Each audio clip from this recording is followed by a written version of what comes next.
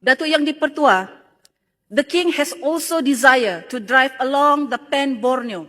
Saya percaya bahawa rakyat Sabah juga teruja untuk melihat tuanku menelusuri jalan Pen Borneo. Sejak projek ini diumumkan tahun 2015, kemudian dimulakan pada tahun 2017, daripada PDP kepada peruntukan pembangunan, kemudian cadangan PFI, sehinggalah melalui kaedah hybrid, tidak pandai selesai-selesai. Datuk Yang Dipertua, saya juga minta supaya kerajaan kali ini memberi dana yang cukup untuk pembinaan Pen Borneo. Jangan separuh-separuh, kasihlah, just give. Bila dana tersekat-sekat, projek akan lambat siap. Traffic jam, banjir. Saya kira di Sabah traffic jam sekarang ini keadaannya juga sangat luar biasa. Sama juga, bukan saja di Kuala Lumpur ya, akibat lambat. Belajarlah kita daripada Bapak Jokowi apabila beliau melaksanakan projek Trans Papua. The frequent flood in certain areas, contohnya Penampang, MP Penampang juga berasal daripada Kota Belud. The frequent flood in certain areas, I believe, is also being contributed by project Pen Borneo.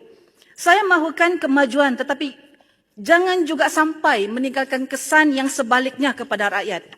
Pattern banjir juga sudah berubah baik di Kota Belud, di Penampang dan Sabah amnya.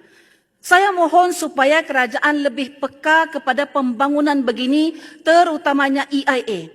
Ada sesetengah kawasan, projek Pen Borneo dibina terlalu tinggi, contohnya seperti di Kota Belud. Apabila dibina terlalu tinggi, kawasan sekitar menjadi rendah dan apabila hujan turun, air akan tersekat di kawasan tersebut.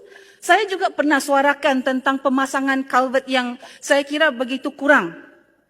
Datuk Yang Dipertua, untuk rekod, saya pernah melawat ke pejabat Pen Borneo Kota Belud sekitar tahun 2021, menyatakan kebimbangan saya tentang kesan projek Pen Borneo ini. Sebagai seorang engineer, I think it is not too late untuk amend some of the kaedah ketika pelaksanaan projek. Sebab hanya pada ketika pelaksanaan projek baru kita dapat melihat secara langsung dan selalunya kita discover new things on site. On another issue, saya berpendirian, apa guna mau lancar roket ke angkasa kalau jalan sendiri pun masih berlubang-lubang macam bulan. We should set our priority. Banyak yang lebih penting dan lebih mendesak.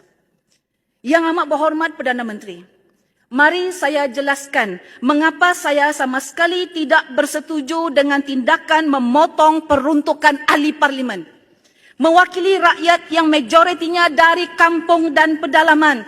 Jangan bakasi sama yang di Kuala Lumpur ini dengan di Sabah. Jangan kasih sama keperluan orang Kota Belud dengan orang Kuala Lumpur. Apa yang kamu ada dan apa yang kami ada. Saya mau tanya, berapa ramai ahli parlimen menerima sumbangan kerusi dan meja dari sekolah? Saya percaya bukan saya seorang ahli parlimen saja. Kenapa mereka lebih prefer untuk mohon dengan ahli parlimen?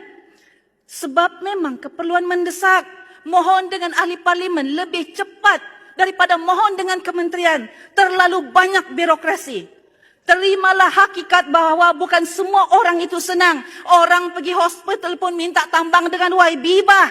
Kita tahu itu orang susah, sakit lagi, jauh lagi dari kampung. Tak kau mau tolong?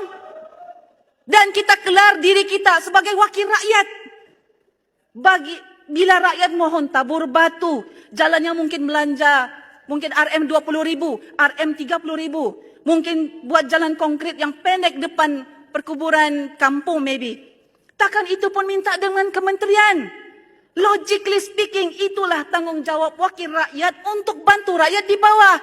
Kalau projek besar-besar, ya, logiklah mohon dengan kementerian.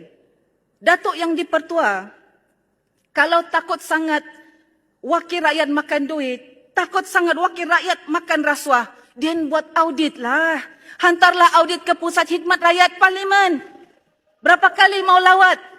Frequently? Berapa frequent mau lawat? Quarterly? Half year? Kita sedia buat documentation. Kita sedia buat laporan.